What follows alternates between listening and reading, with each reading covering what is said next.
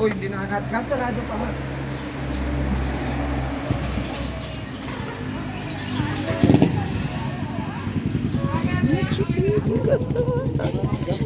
Pre!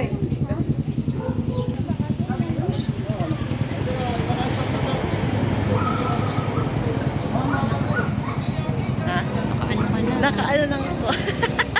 Kaya nga, nakalive ako eh. Natatakot ako isanda. Sabi ko, nalilipad yata yung cellphone ko. Eh, binaba ko nga yung gano'n. Ayaw ko na Oo, kasi ko nakaganon na ako.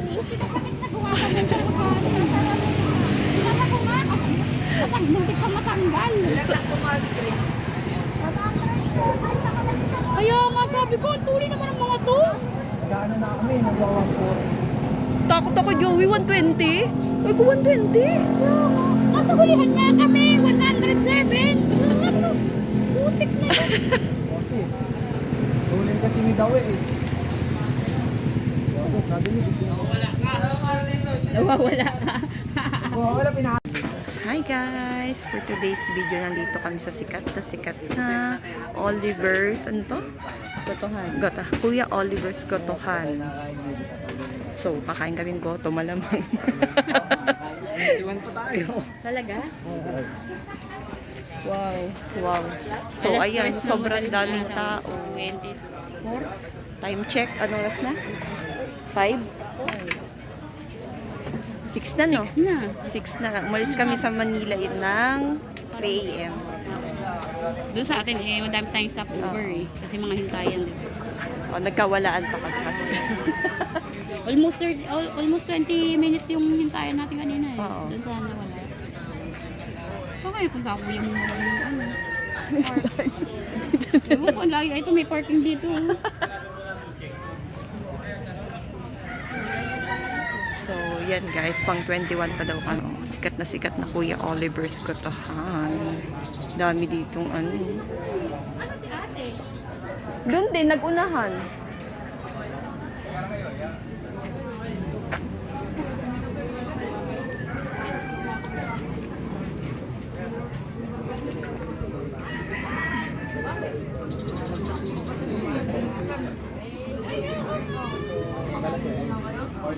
Ang daming tao guys.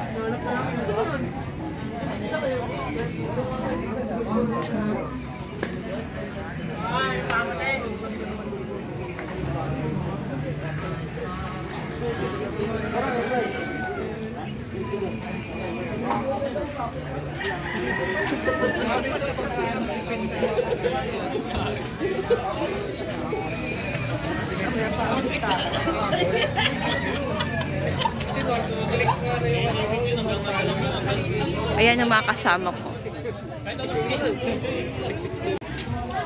So yun. Ano sa atin? Yun ang may lasa. Ayun, Sprite. Rice? Maliliit ang order natin. Uy, maliliit ang order natin. Kasi nga ano, malaki na. Malaki na lang. 25 ako.